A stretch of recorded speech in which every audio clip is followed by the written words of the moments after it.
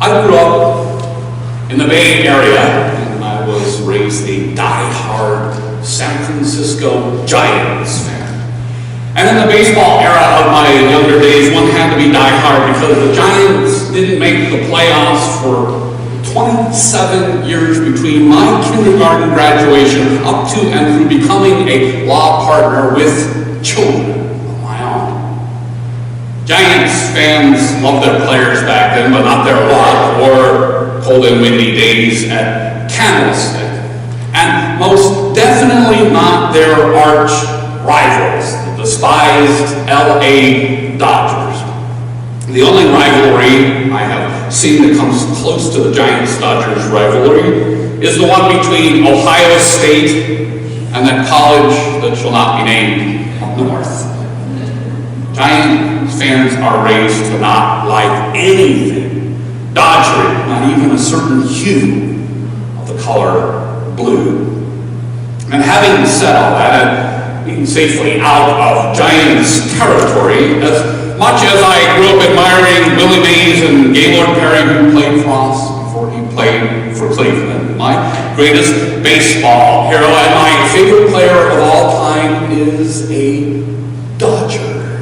Between 1947 and 1956, he led the Dodgers to 6 pennants, and legend has it he retired the year I was born to avoid being traded to my beloved Giants. And although he died in 1972, this year is the 100th anniversary of the birth of this giant Dodger, Jack Roosevelt Robinson, who most of us know as Jackie Robinson, the revered number 42.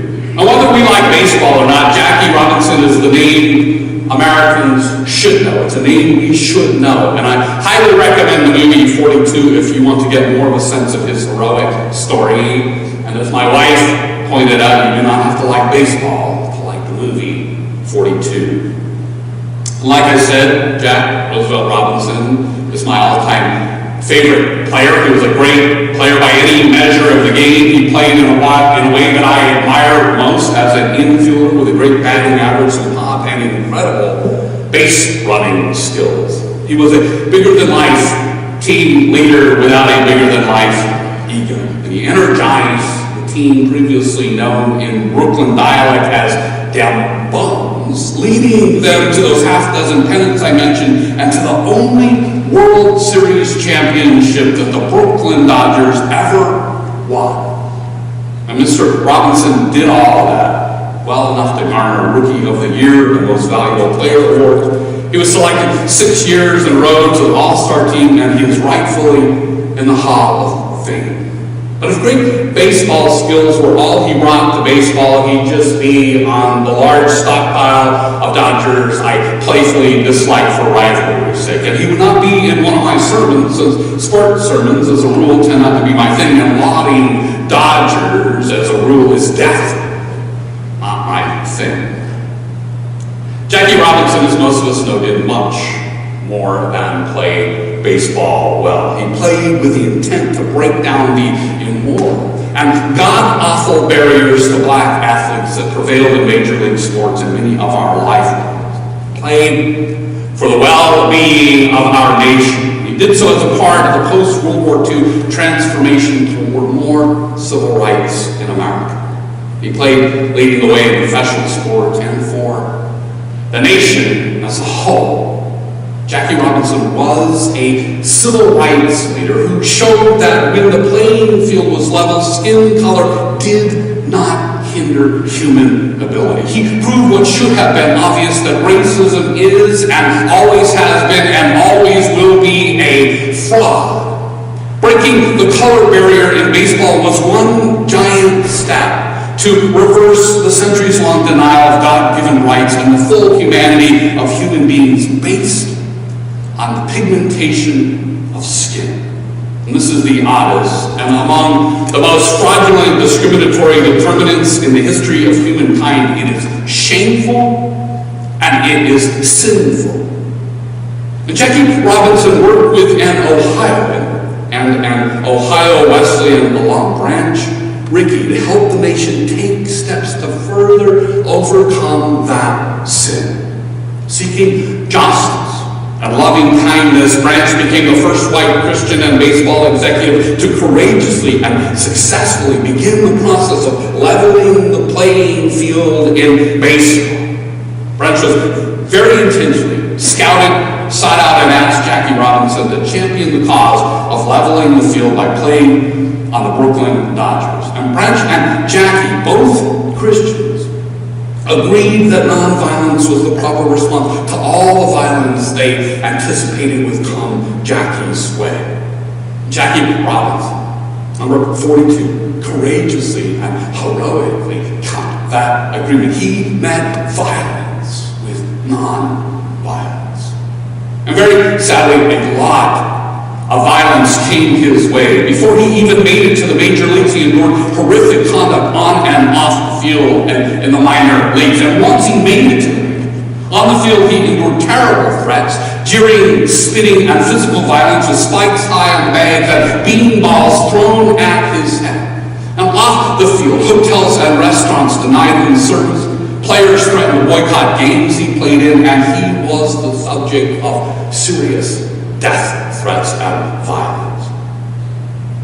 In the words of today's lesson, Jack Roosevelt Robinson was hated and reviled and defamed, and he was because of the justice work he was doing as a Christian, as a follower of Jesus.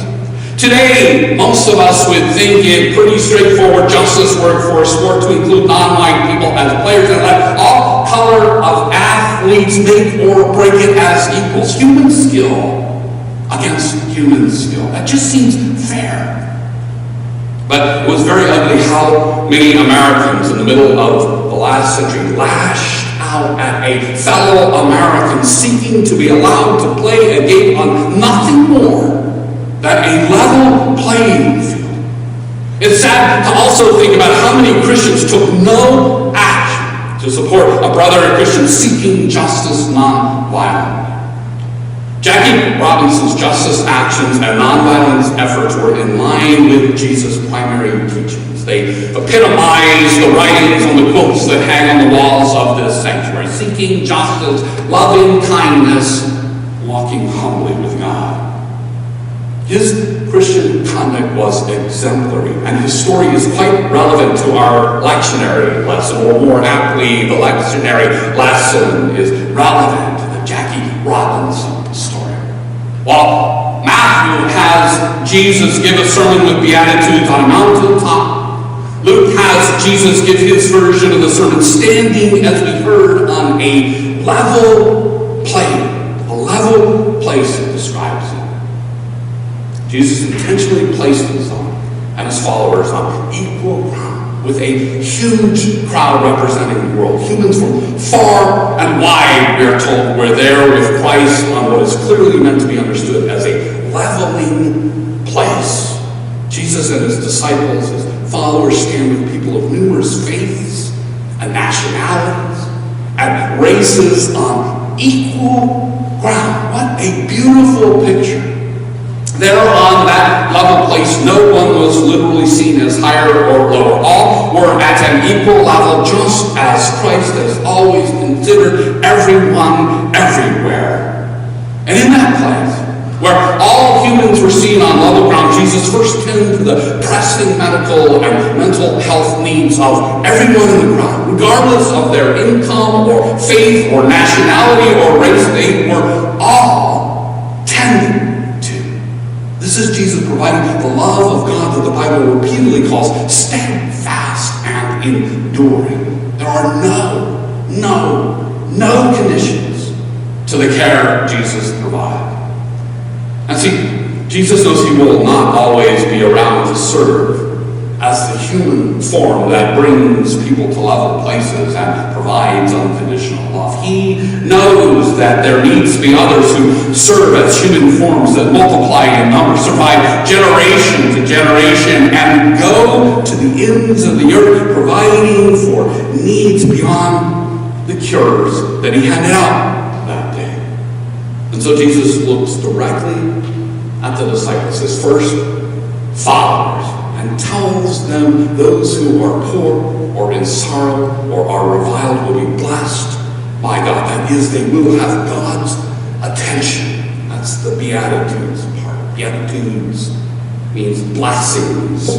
But unlike the Beatitude sermon in Matthew, in the Gospel of Luke, Jesus' Beatitude sermon also points out that when his followers are not in sorrow, or not reviled, they will have woe. And woe, in the context of Jesus' sermon on the level ground, means discomfort or unhappiness or even a pain sort. Woe is disquieting.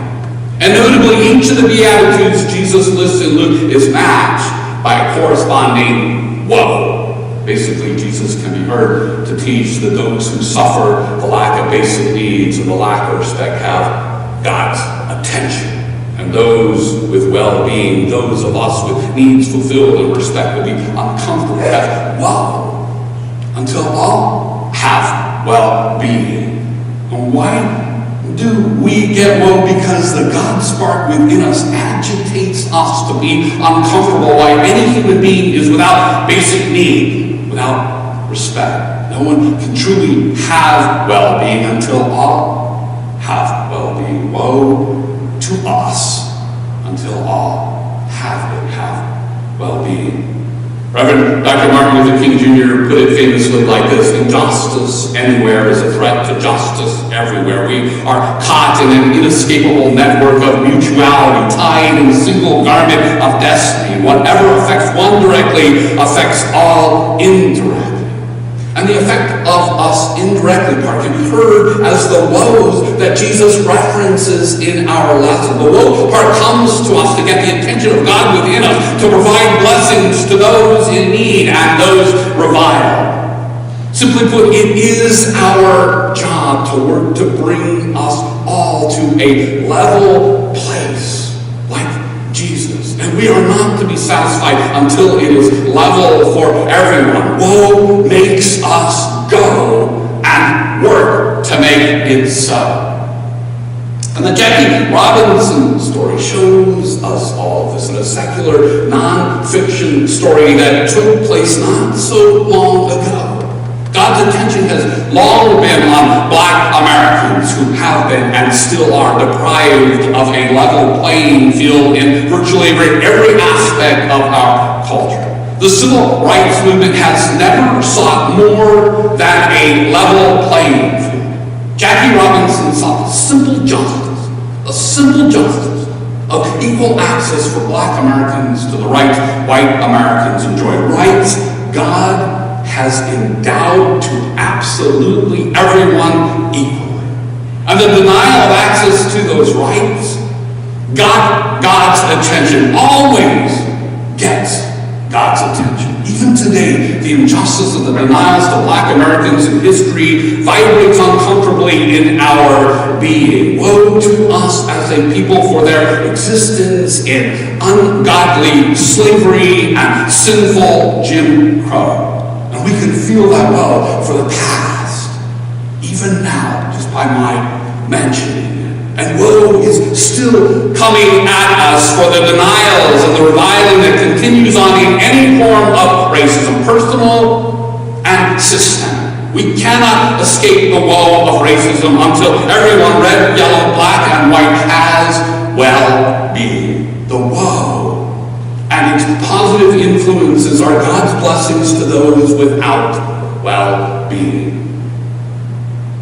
In the middle of the 20th century, Jackie Robinson heroically brought about attention, brought blessings to those whose needs were denied and those being reviled for seeking. And great steps were made. Woe served to make those blessings so. And we still have a long way to go. Racism exists. Well-being of all has not been achieved. The field is not yet level. And woe calls us to do our part to level it. We are to seek justice and make it come about. We are to love kindness and make it come about. We are to make it come about humbly with nonviolent love of God, so that no one lacks well-being caused by our efforts.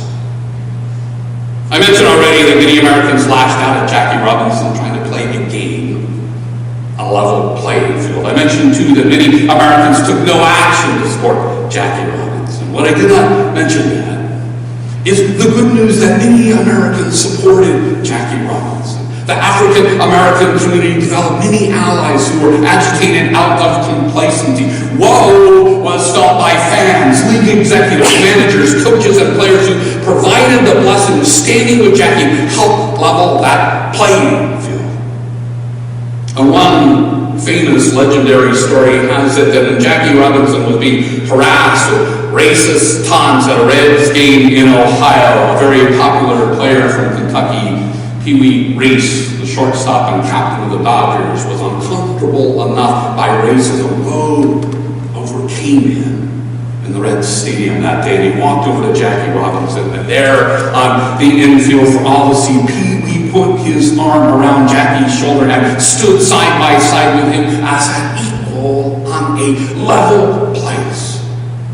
And that image represents what Jackie Robinson and Brent Rickey set out to achieve on all ball fields, for all ball players. That image also represents what Jesus' way and his message on the level place in Luke that we heard about this morning is about. Those without enough and without respect always get God's attention. And this includes the God spark within us feeling woe until we are so uncomfortable we make blessed efforts to provide enough for all and respect for all, to create level places in all walks of life. However we feel that woe, we're meant to bring the blessings of justice and kindness and humble walks with God. When we feel that woe, when any of us feels that woe, may we